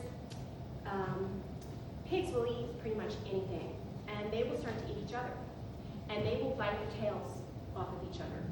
So what do? They cut the tails off when the pigs are small, and most of the time there's no anesthetic, and they will castrate them as well. Most of the time without anesthetic. And so another tremendous issue with the pigs is the waste. So they'll let off about the amount of waste of their size every year. And because they're not walking around on the grass and their waste is not being part of the natural cycle of fertilizing the soil and such, they're just set in these pools. And if you live anywhere near a pig farm, the smell is enough. I think it's Horry County in North Carolina that they had a documentary and they spoke about it, and it's devastating to them because of the nature of the factory farms. Oftentimes, when a pig has its babies, they put it in these tight little quarters where they can't even move, and the babies will nurse from them. This is what it looks like to be a pig in a factory farm. And then I just want to show, there's too much information about it. Then these are called their downers, when they can't stand anymore and they just kind of go like that. I want to talk about the cows. Now, cows focus more time grooming sick and injured cows than other members of their herd. They're very empathetic animals. They swing their tails when they're feeling happy. They rely on the bonds they have with each other to cope with stress. And mother cows and their calves form a strong emotional bond immediately after birth. This is a pair, not in a factory farm. In a factory farm, that pair, that calf is taken the moment it is born. And when it is taken, that calf will cry for its mother to the point where it will hurt its own vocal cords. Because the bond that God made in the cow to have with its child is so strong. They won't even feed it its own mother's milk. It will get a synthetic formula of milk so that they can put the cows in these, whatever system they have, to get as much milk out as possible. Cows, they are impregnated artificially, and cows can typically live about 20, 22 years. A cow that's used for milking typically lives 4 to 5 years from the stress of being in that environment, of losing the baby. And if they don't have the cow tied up right, that mother will run until it could find where the calf was. And that happens often in a routine that's not a well-oiled factory farm. The veal industry is directly tied into the dairy industry. And any male calf is immediately sold as to be veal. And if you see here, the reason what's the allure about veal is because they don't develop the muscles so that it's a very tender meat. So that cow is going to be chained up so that it cannot walk very far. It can come down and it can come up because they do not want the muscles becoming developed. That's veal. So when you're having that, that's what it's the product of. It's not simply a baby calf that's running and then they decide to slaughter the calf. It's a calf that is kept in that type of confinement. This is what happens often. Their udders become infected. There's a certain amount of pus that's allowed in dairy. So I'll just say my recommendation with dairy is to get it from cows that are treated right. Get it from cows where their babies, their calves are with them for 6 months. That's the standard typically, 6 months that the calf is with the mother. And they usually have time off 2 months out of the year. So 2 months out of the year, that cow is not going to be milked. It gives the udder a break. But they don't give those cows breaks. It's just a constant cycle, and those cows can only live through about 4 to 5 years of that constant cycle. They can't produce milk without being pregnant. And so that's the issue. It's sort of, we're kind of forced to abiding by that rhythm. But we don't want to, right? Because we want what we want when we want it. And because of that, so it's not so much drinking the milk, it's the cheese. And why is cheese so addictive? Cheese is so addictive because it has in it components that would fatten the baby calf really fast. And the way that it registers in the brain is very similar to heroin. It has that type of response where it can become addictive in the brain. If someone said to you, you can't eat pine nuts for a week, you'd be fine. But if someone said to you, you can't eat cheese, butter, or milk for a week, it may be a problem. Because pine nuts don't have that component that's hitting your brain in that way. And usually, if your gut is not well developed, if you don't have a diverse amount of villi in the gut, it doesn't protect you from, because some in the digestive process, it can keep some of those connections being made in the brain. But a lot of us, our gut is not working properly. A lot of us, the hydrochloric acid level in our stomachs is very weak. And so it puts more stress down the digestive tract, and by the time it hits that gut, you're not really able to digest the food properly.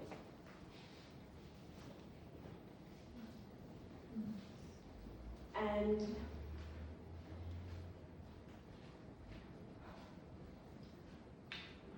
they also commonly will take the horns off of the cow The horns, they take them off because they'll become, it's just easier for the handlers. And that they'll also do without anesthetic.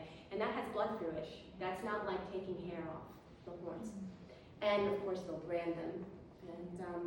And that's what's happening with the animals. So what's happening when we're eating animals that are tortured in their life? If there's a commandment, there was an instruction in Leviticus that you were not to mix veal with milk.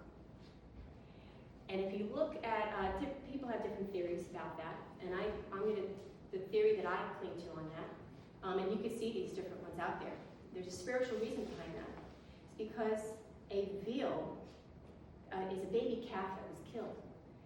And mixing it with milk is its mother's milk that's meant to nurture it. So it's because it's dishonorable. It's dishonor to mix it with that. These animals came and they are sacrificing their lives for nutrition. But it meant that we were to respect them. And so if it's disrespectful to eat veal with dairy, how much more disrespectful is it in God's eyes to do this to animals?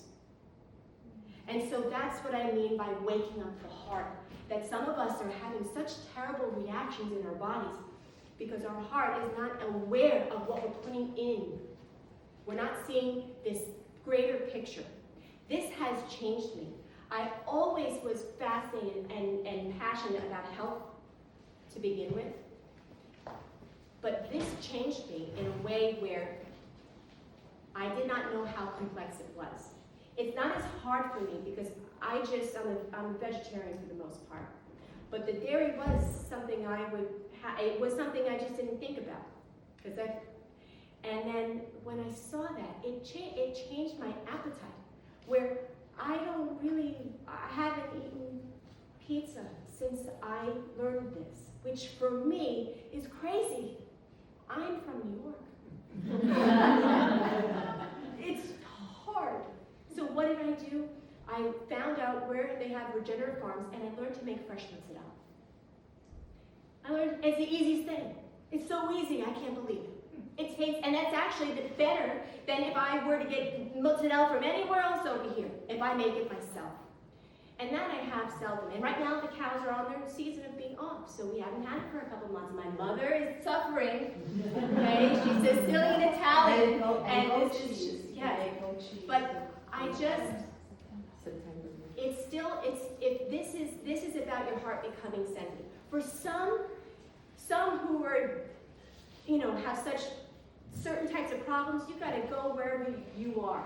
But if your heart is ready to receive this, to come and to feel the rhythm of the earth and the animals and everything around you, and understand how if we just followed God's principles and we're putting money into these farms, back into the way, according to the wisdom that God set the Jewish people with, how that could help the entire planet and everybody, and we all play our part. What's the best way to play your part? Is just do it yourself. I can't tell you how incredibly difficult it is to just do it yourself. You don't need to do anything but do it yourself. And if you do it yourself, what happens is that goes into the one spirit that connects us all. So the same way that when Jesus put his love into the separation, when you actually do something and get healed of a broken identity that you are not, do you know that it affects everybody? Because we're all one spirit. And so when you finally find forgiveness for someone that you feel like you could never forgive, that affects everybody. And so this is the routine I'm going to just leave with as a way to just reset your life. Go to bed early. Wake up early. Get your eyes set on the sun. Your circadian rhythm dictates every biological process in your body. When you look at the sun, it sets your circadian rhythm. It makes your eyes more sensitive to light. There's only 2 times of the day that you can look at the sun. It's 30 minutes after sunrise and it's 30 minutes before sunset. And when you look at it, it will give you energy. And the reason is, not only is it setting your circadian rhythm, it's affecting every single hormone release in your body throughout the day.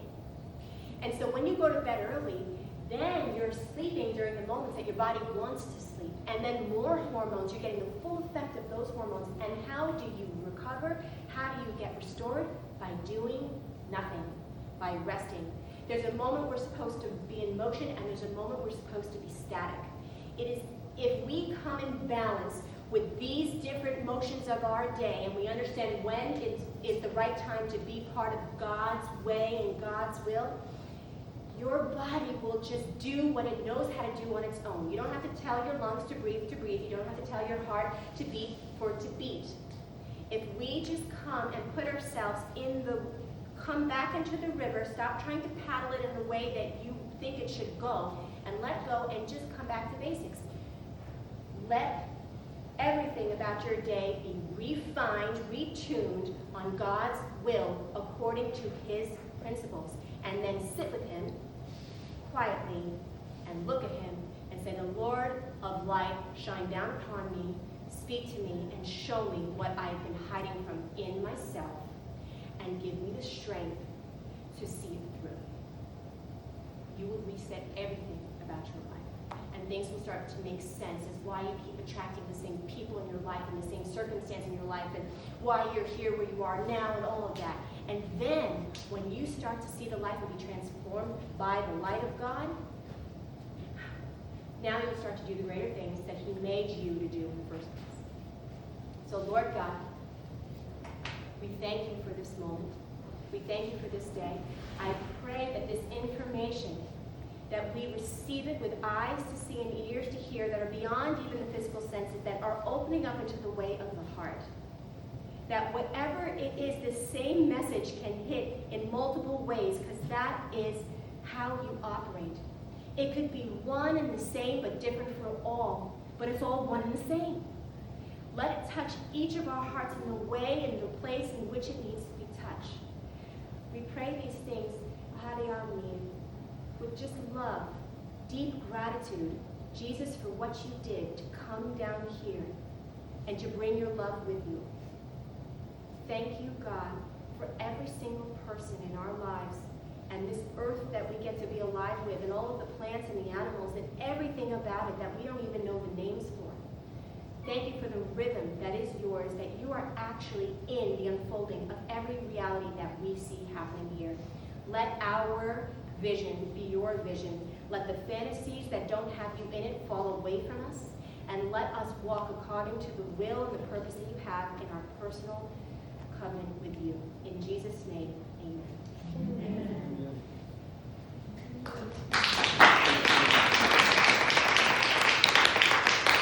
I wanted to say, if anyone has a question, and just the last thing is, a whole is a complete circle.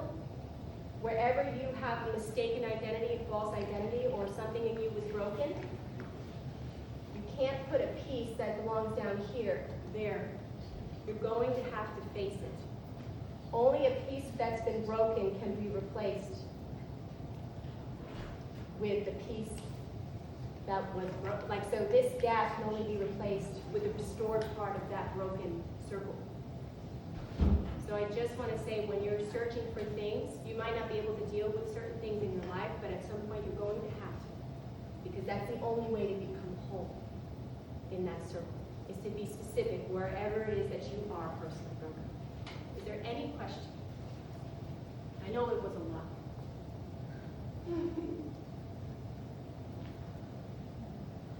Right? Yes. I'd like to know, it is a food-related question, protein. Yes. So I know you're probably going to touch on that at some point, but you know, when people who aren't familiar with other sources of protein, what does that look like for you?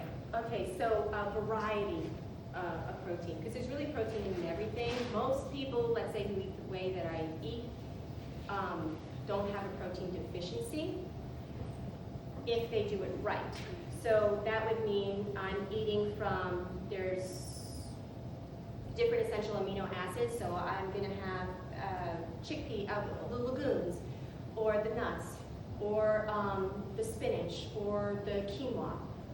So it's kind of like a mixed bag. If I were to have to write it out, You could write out and say, okay, I got this amino acid in this, I got this amino acid in this. I kind of do it by desire. I tend to desire a mixed bag.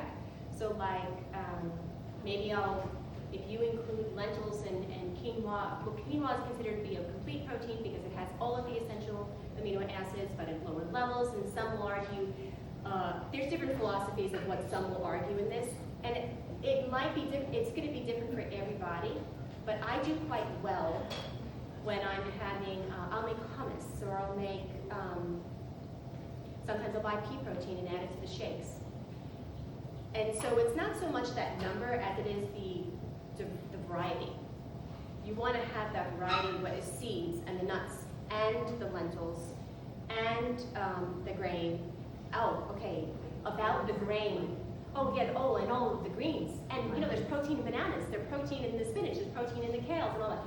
Now the thing with the oxalates are a concern, let's say if you have a really fatty diet that accumulate. So someone who eats like me doesn't really have, I don't have an issue with oxalates because I'm not overburdening, let's say, my gallbladder with or liver with so much fats. If it's something's out of balance, you'll have an issue with something that's even good. But I want to say about the grain. When grain is freshly milled, it has the most nutrients. Actually, after you freshly mill a grain, it could be wheat, flour, whatever, it loses 95% of its nutritional value after 24 hours. So a lot of us are eating grain, and it actually takes away energy, doesn't give it. Whereas the bread of life, that was a metaphor on purpose. They were eating the bread of life because they were taking that wheat and grinding it right there and eating it. It supplied much more nutrition from that. So we just bought a stone mill because she can't really exist without some bread. And so that's my next task. The thing about the wheat flour, we know in the 1950s they hybridized the wheat. So it's very difficult to digest that gluten structure. However, use the great I am. I am not allergic to wheat. Believe it. If you think you're allergic to something, you are going to be allergic to it. There is great restoration that can happen in anybody for anything. You just have to see if that goes along with the will of God for you particularly. But I like the einkorn flour because the einkorn flour is the ancient grain that wasn't hybridized in the 1950s by that. And so in terms of protein, I haven't, it's funny, when I was pregnant with Adeline, my blood work was better than when I wasn't pregnant. That included all of my protein. I was just in full prayer in that kind of season.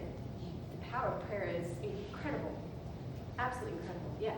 I have a question about eggs. Yes. Okay, so I stopped giving the white eggs, don't get the cage-free, I do pasture eggs. Yes. Then I see this girl on the internet and says, don't eat these vital pasture eggs because these chickens eat soy, and it's all of the eggs, and these eggs are, what in the world are we supposed to eat if we want to eat eggs? And are they good for you? And I know the pasture eggs are supposed to be the best, but it depends what the chicken's eating, right? Right, so chickens, they're like, they'll eat the bugs, they'll eat the worms, they're great for ticks, if you know, all of that stuff is part of a good chicken diet. The best eggs I would say to get is ones that are coming off of regenerative farms. If you're concerned about the soy, it's funny because I react to soy, which is unfortunate, because tofu is a nice source. Just kind of get in there because it can affect hormones. You have to see if that affects hormones, and I saw an immediate effect to my cycle with the soy. But I would say see how you feel. And this is, so this guy, this is sort of like a way to live by. I think if you go in balance like this, you can kind of handle, you can kind of go to this certain type of a rhythm.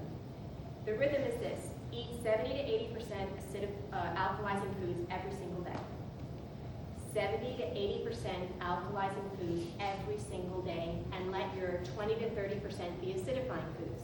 So let's say you were going to eat eggs. If your diet for that day is really filled with that kind of proportion, if the eggs are a problem, you know, okay, it's the eggs, because they would be the least part of the day in terms of the acid group. Alkalizing foods are this, greens, all of your root vegetables, your fruits, and your lentils, and almonds. Your acidifying foods are gonna be pretty much everything else. Now, it's not all the same though. Sugar is more acidifying than chicken, white sugar. But maple syrup is acidifying, even though there's cashews are acidifying, even though they're great. So it doesn't mean that a food is bad for you if it's acidifying, but it should be in that portion. Most of us are not eating in that portion. We think balance means 50-50. It doesn't. So the balance really, you're going to see if you get some microgreens, if you have a salad every day, and you have the fruits, and you have filled with the fiber, and you're having the potatoes, and you're eating the skin of the potatoes, so now you're eating food for the gut bacteria that then help you with the whole digestive process, and you do this cardinal rule: do not drink anything liquid while you're eating. Drink 30 minutes before you're going to eat a meal.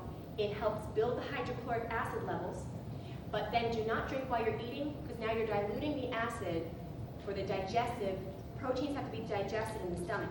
So it's diluting that whole process in the stomach. So then you have undigested proteins going through the digestive tract, putrefying down. It could take weeks, different things that putrefy in the digestive tract. And the ammonia that's released from that can cause a lot of different issues in the body. So I would say that if I were going to eat eggs, I would choose eggs from a farm I knew. If soy is a concern, I would ask them, well, are they eating soy? If it's crazy expensive, is it crazy expensive eggs? I mean, I get they're called handsome eggs. Okay. And at Kroger, they're $6.59 a dozen, so I don't think that's bad for pasture. Because I know at one time it was something crazy. Yeah, Oh, it was. It was. They come down. I would just kind of see how you feel.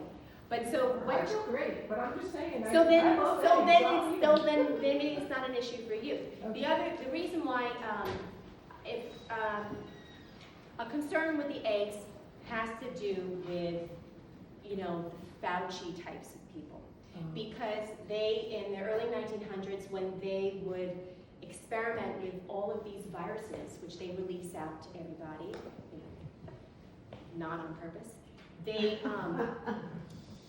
feed those viruses eggs. And I came across this there's others that have talked about it, but I remember when we were going through the vaccine issues in New York, I found this peer-reviewed article saying we need more aborted fetal cells because we need to diversify what we're feeding these viruses. Because right now, all they're eating is eggs.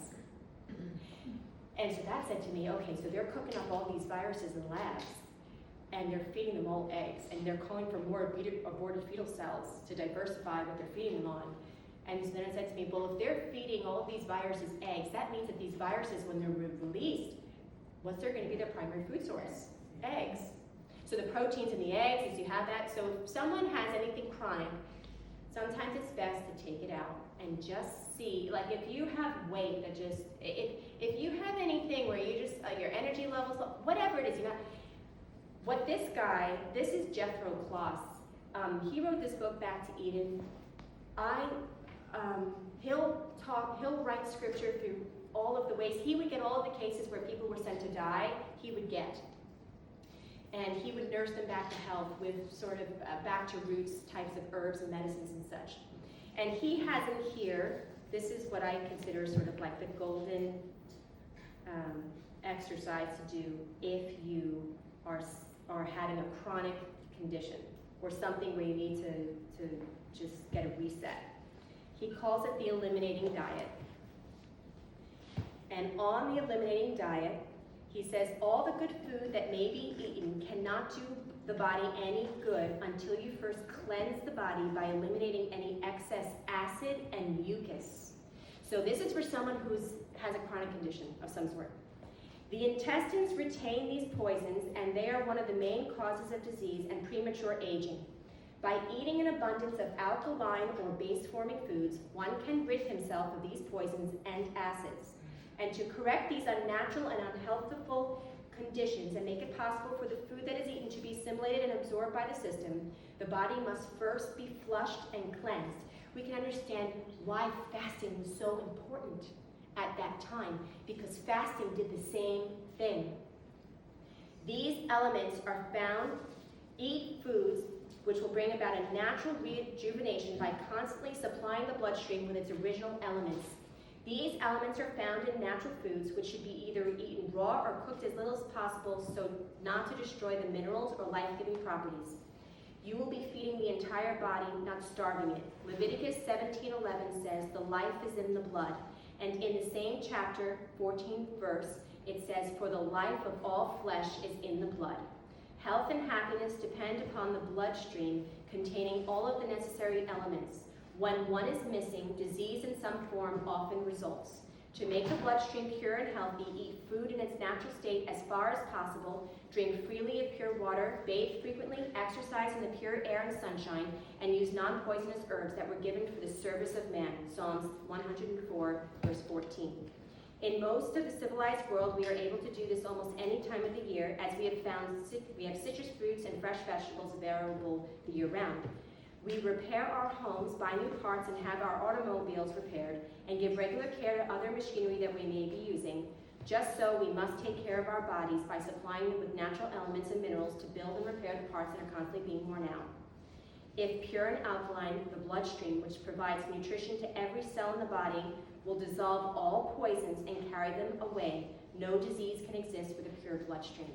So in other words, if we would just do this for a little while, until we feel like we're back into homeostasis, and do the fast, and this type of fast is then only alkalizing foods until the bloodstream has fully purified everything else, and then you bring everything back in, that would be letting nature run its course and letting the leverage of God behind you.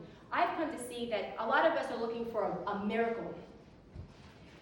We want this miracle, I'm going this way and I need something to just completely wipe it out. A lot of the miracles, oftentimes, is in the reality. This is the miracle. The turning the corner and allowing nature to run its course, and you letting go of the oars and just following and allowing your heart to just get transformed along the way. How hard is it? It is hard to eat only fruits and vegetables for 20 days, 2 months if need be. But sometimes what we need to be praying for is the miracle to be able to have the strength to do it, and letting nature be the leverage. And so I would just say with anything, that's why I do fasts like this every season, once a season. And then if I feel like I just need to do a type of fast like that, I'll just do it just because. And it really should be a minimum of, if you need to work a week, then get it to 10 days, it depends what you have going on. When I first didn't feel well, I was doing fasts for months of just sort of that and getting a handle on things. But coming at it with the heart way, if you ask for God's strength to do it, it will come. And then it also makes sense of everything. And then you'll know, okay, when I go shopping in the grocery store, I can feel the food. Like I can feel, I'm gonna buy that spinach. I could look at something and I could either feel the life to it, and we all have that ability to do it. And someone will be like, oh, you're just in your imagination. I'm like, no, this is the part that we have to come to the Lord as a child. That's actually a heightening of the senses. When I go to a restaurant, I won't eat produce. Because if I don't feel like they do the right thing in the kitchen, I'm like, oh, no, I need you to cook out whatever you just did in the kitchen. And I let that kind of instinct say, oh no, you're gonna get that. And it might not be what I would want to normally get, but if you kind of feel that, like Holy Ghost always guiding in there, I feel like it saves you a lot of throw up. It just does.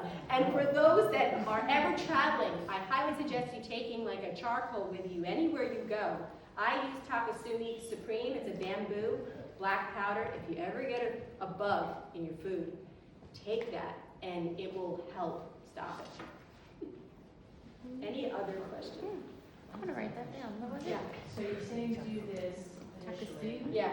4 weeks, 2 weeks, whatever you feel you Yeah. can do.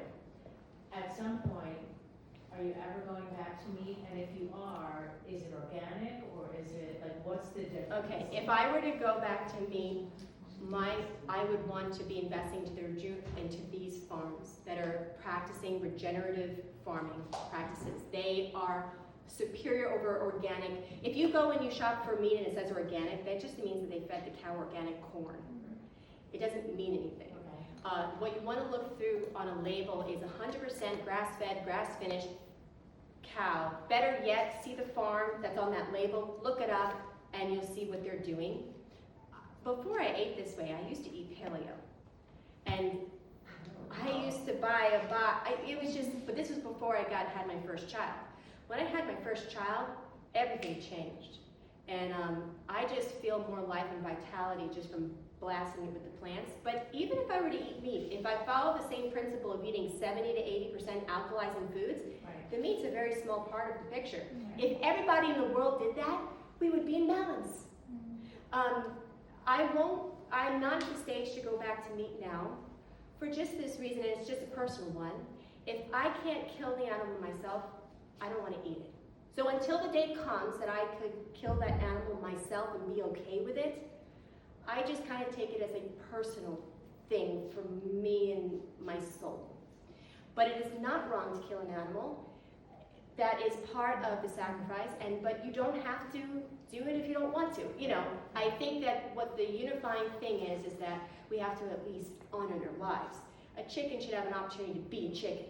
A cow should have, we should not be going against the nature of it. Right. And I think that when animals, think about what happens with lobster or anything. If they get in a state of torture, their meat becomes tough, right? So why? There's adrenaline that goes into that meat. So you're eating their stress. Right. You're eating the stress of however long they were alive. What does that do? Hey, misery. And so then we wonder why we're filled with things that give life. You know, when you look at spinach, you can see the life coming off of it. I just see energy. Nothing about that spinach is going to knock me down. It just gives me energy. You know what I mean? Popeye knew that. Popeye. Except from the aluminum can that then is putting heavy metal in. I have a question. Yes. How long did it take you? I don't know, like, the start of all of this, but Yes. how long did it take you to get from, like, when you were eating paleo? Or have Oh. you always been, like, looking at health and eating, like, particular ways, or to get from where you were to where you are now? Because I'm listening to you today, Yeah. and coming back tomorrow to listen to you, and then I go away, and I don't expect to absorb everything that you said, but you have a lot of information, so it took a long time for you to get it, and I have 2 kids with you. Well, you could call me, but when I was sick as a child often, and I was vaccine injured, developed epilepsy, had chronic pains in my stomach, pains in my head, pains in my body, the nerves inflamed, all these things as a child. And I also have a math mind. I'm always thinking, trying to figure it out, always trying to figure it out. So as a child, I spent many days sitting on the stoop of my porch, looking out and saying, God, there has to be a different way. There just has, it's the most beautiful day possible. So that was sort of a strong, very strong desire that I just wanted to be free of that. I wanted peace in my life. So that strong desire developed for a long while. If you have a strong desire, that's sort of, you have to ask for it to be given to you. So I had the desire behind the ask. But when it came down for the answers to come out, it took a moment because I was still operating, I did not know who I was in Christ. Once I found who I was in Christ, it became exponentially faster. So I just want to say that there was a neurotic part of myself that acquired a lot of knowledge leading up to me knowing who I was in Christ. So that kind of is you don't need to have all that knowledge. When I ate paleo, I was 20, 21, 22, around that. Right now, my birth, I'll be 37.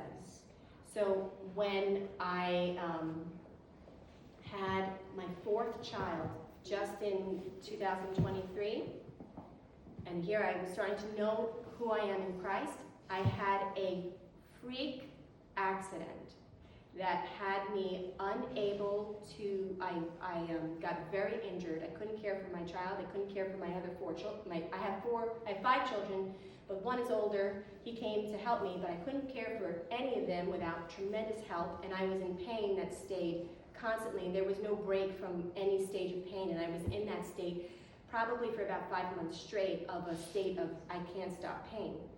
And I wouldn't take a painkiller, I wouldn't take anything because I didn't want it coming through the breast milk. And that is what made this happen very fast for me, because the only way out of that is up.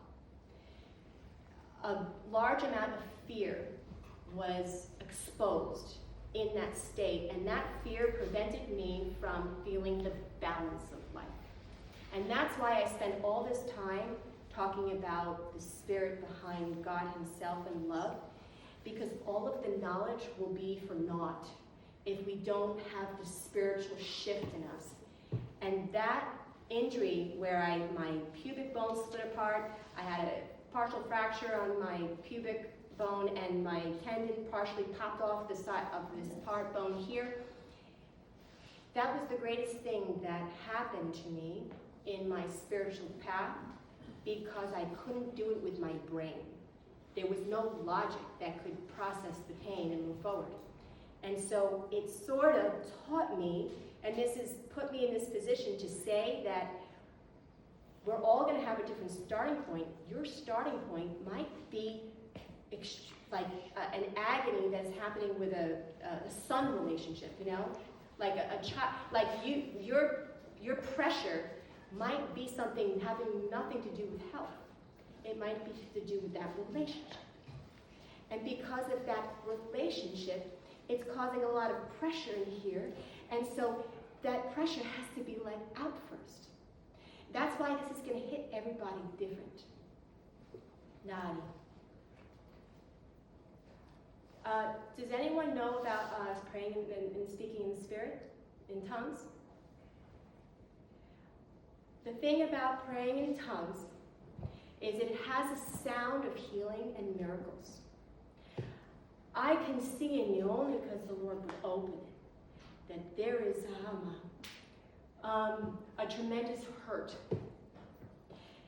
And sometimes just being in the vicinity of someone else that has the spirit, Agani, that feels the fullness of that spirit around you, it's sort of like, it allows you to go to a place that you don't really want to go because it hurts too much.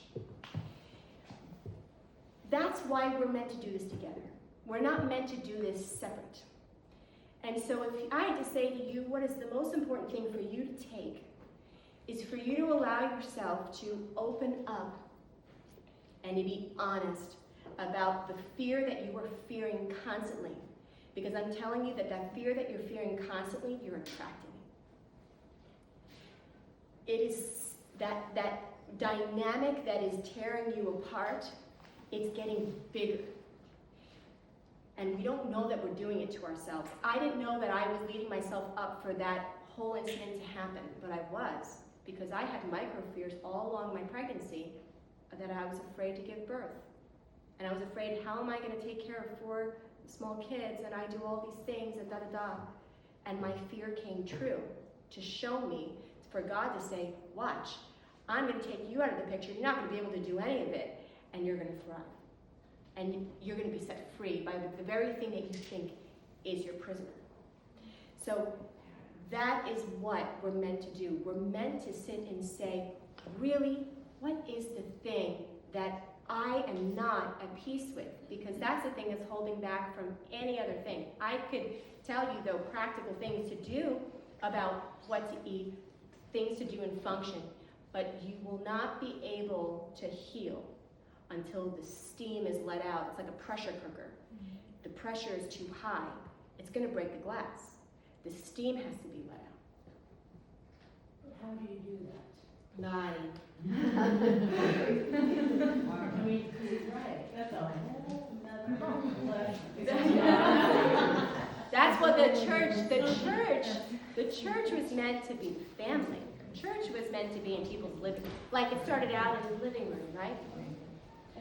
And you felt that it's It's through each other, and sometimes it brings you to have a conversation with someone you never saw before, and allow something to come out that it's just ready to come out now. It's ready to be let go, and you will never be the same after you let that go.